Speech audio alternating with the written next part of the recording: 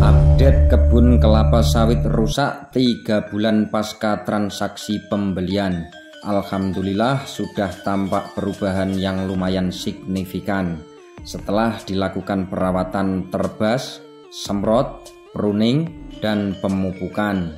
Namun berbagai macam pupuk yang baru saja diberikan sangat mungkin belum terserap atau dimakan oleh tanaman. Insya Allah 6 bulan lagi kebun kelapa sawit ini akan menjadi jos gandos.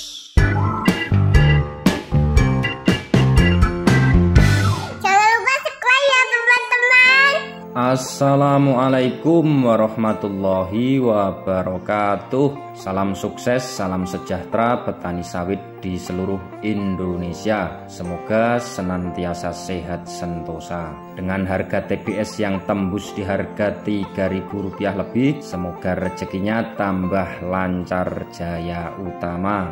Alhamdulillah masih kebagian bibit sawit unggul dari varietas Sriwijaya Semiklon 5 yang merupakan salah satu varietas unggulan dari PT BSM yang rencananya mau saya pakai untuk tanam sulam di kebun kelapa sawit rusak yang dulu saya beli sekitar 3 bulan yang lalu. Pernah juga saya upload di channel YouTube ini dengan judul merubah sawit rusak menjadi istimindil. Bagi teman-teman yang belum pernah melihat videonya, silahkan klik videonya di pojok kanan atas ini. Semua tahap perawatan sudah selesai dikerjakan, dari terbas yang bukan main-main terbasnya karena ada hutan kecil atau rawa kering di tengah-tengah kebun kelapa sawit tersebut, sehingga selesai diterbas masih dapat ditanami sekitar 50 pokok bibit kelapa sawit. Kemudian disemprot, kemudian dipruning, dan kemudian dipupuk. Dan saya menggunakan berbagai macam merek pupuk tunggal, dan sekarang adalah jadwal untuk dilakukan tanam sulam karena bibit unggul yang ditunggu-tunggu sudah datang. Nanti sekalian saya review atau saya update perkembangannya setelah 3 bulan dari video sebelumnya saya upload. Silahkan ikuti terus videonya, semoga bisa bermanfaat khususnya untuk petani pemula seperti saya. Ini dia penampakannya lokasi kebun kelapa sawit yang dulu rusak tidak terawat, kemudian saya beli dan langsung saya restorasi. Dengan perawatan yang intensif, alhamdulillah setelah 3 bulan dari transaksi pembelian, kebun kelapa sawit ini sekarang sudah menampakkan perubahan yang cukup signifikan, menuju perbaikan untuk pulih dan kembali normal.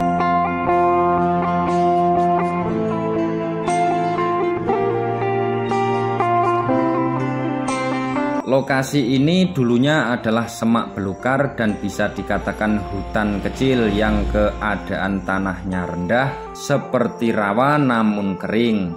Namun posisinya berada di tengah-tengah kebun kelapa sawit dan sangat layak untuk dilakukan tanam sulam.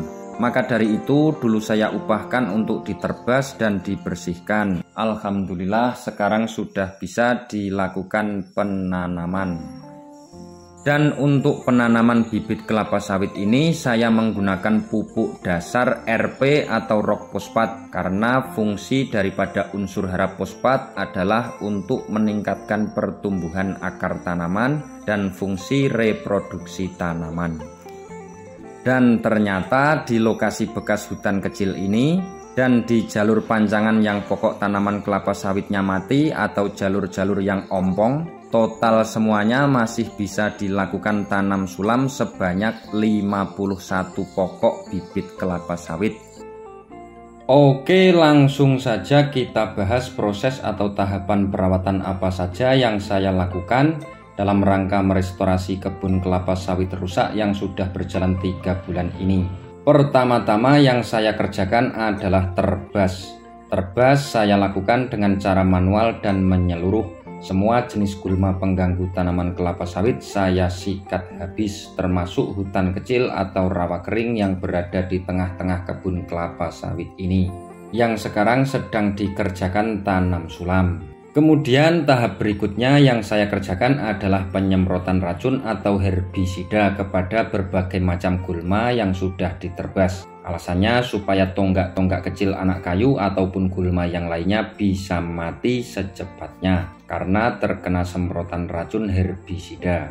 Akan tetapi jika ada tumbuhan Niprolepis bisirata atau yang sering disebut dengan pakis lunak, maka jangan diterbas dan jangan disemprot karena tumbuhan liar ini sedikit pun tidak mengganggu tanaman kelapa sawit, malah justru sebaliknya. Dia sangat berperan aktif di dalam menjaga kelembaban dan kesuburan tanah. Maka alangkah baiknya tumbuhan pakis lunak ini jika dilestarikan, bila perlu ditanam di pasar-pasar mati atau di tumpukan-tumpukan pelepah, seperti yang dilakukan perusahaan-perusahaan besar perkebunan kelapa sawit di lahan atau di areal kebun kelapa sawitnya. Setelah penyemprotan herbisida atau penanggulangan gulma selesai, tahap berikutnya yang saya kerjakan adalah penunasan atau pruning. Perlu teman-teman ketahui bahwa penanggulangan gulma dan penunasan atau pruning adalah kunci untuk menjadikan kebun kelapa sawit menjadi istimewa. Selain kebun kelapa sawit ini, saya juga ada kebun kelapa sawit pribadi yang lain yang sudah saya tetapkan jadwalnya untuk dilakukan pemupukan dengan rotasi 6 bulan sekali. Dan saya pastikan sebelum pemupukan dilakukan, yang namanya penanggulangan gulma dan juga pruning harus sudah selesai dikerjakan. Dan alhamdulillah bukti nyata yang berbicara, TBS yang dihasilkan setiap kali panen sangatlah memuaskan. Karena apa? Karena pupuk yang kita berikan bisa terserap sempurna oleh tanaman kelapa sawit kita. Karena gulma-gulma yang menjadi pengganggu di dalam penyerapan unsur hara sudah kita kendalikan sebelumnya, dan juga pelepah-pelepah tua yang sudah tidak berguna sudah kita pangkas sehingga dia tidak ikut menyerap atau memakan unsur hara yang kita sediakan.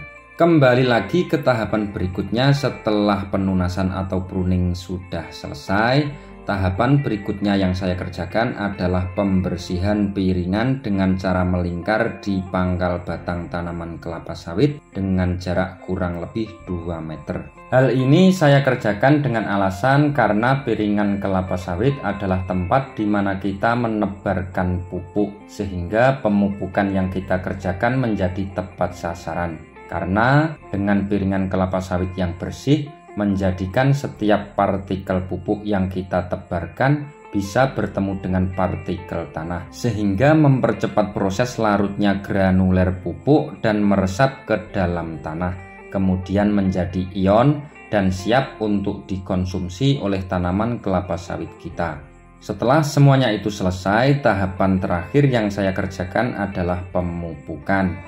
Dalam rangka merestorasi kebun kelapa sawit rusak ini dibutuhkan perawatan yang intensif, maka dari itu untuk pemupukan saya menggunakan pupuk tunggal. Pertama kali yang saya berikan adalah pupuk dolomit, kemudian pupuk SP36, kemudian pupuk urea, dan kemudian pupuk MOP atau KCL.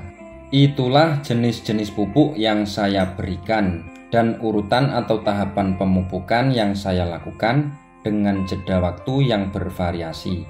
Kenapa yang saya aplikasikan pertama kali adalah pupuk dolomit?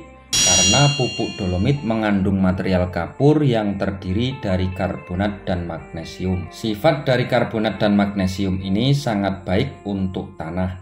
Intinya pemupukan yang saya lakukan ini, saya ingin memperbaiki kondisi tanahnya dulu. Paling tidak bisa membantu menaikkan pH tanah, sehingga jika kondisi tanah sudah baik, maka nantinya dia akan lebih maksimal di dalam menyerap unsur hara yang lainnya dari sumber pupuk yang akan kita aplikasikan berikutnya. Setelah selang waktu 2 minggu, saya aplikasikan pupuk SP36.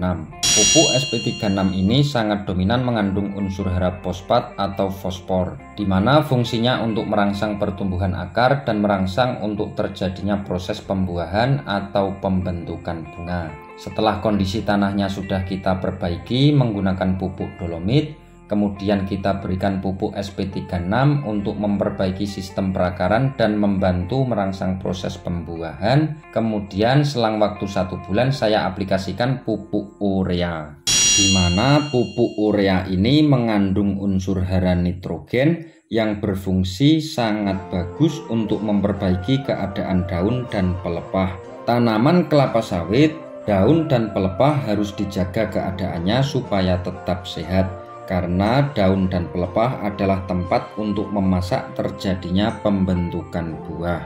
Kemudian selang waktu 2 minggu saya aplikasikan pupuk MOP atau KCL, di mana pupuk KCL ini mengandung unsur hara kalium yang berfungsi untuk pertumbuhan batang, untuk pembentukan bakal buah, dan membuat TBS menjadi besar dan berbobot. Semua pupuk yang sudah saya aplikasikan ini saya berikan dengan dosis per pokok 2 kg. Dolomit 2 kg, selang waktu 2 minggu saya berikan SP36 2 kg, selang waktu 1 bulan saya berikan urea 2 kg, dan selang waktu 2 minggu saya berikan KCL 2 kg. Untuk mengaplikasikan dari pupuk yang satu ke pupuk yang lainnya, kenapa harus ada jeda atau selang waktu yang bervariasi? Alasannya akan saya bahas di video berikutnya, karena penjelasannya membutuhkan waktu yang cukup panjang. Cukup sekian, terima kasih atas kebersamaannya, entah sedikit atau banyak, semoga bisa bermanfaat. Wassalamualaikum warahmatullahi wabarakatuh.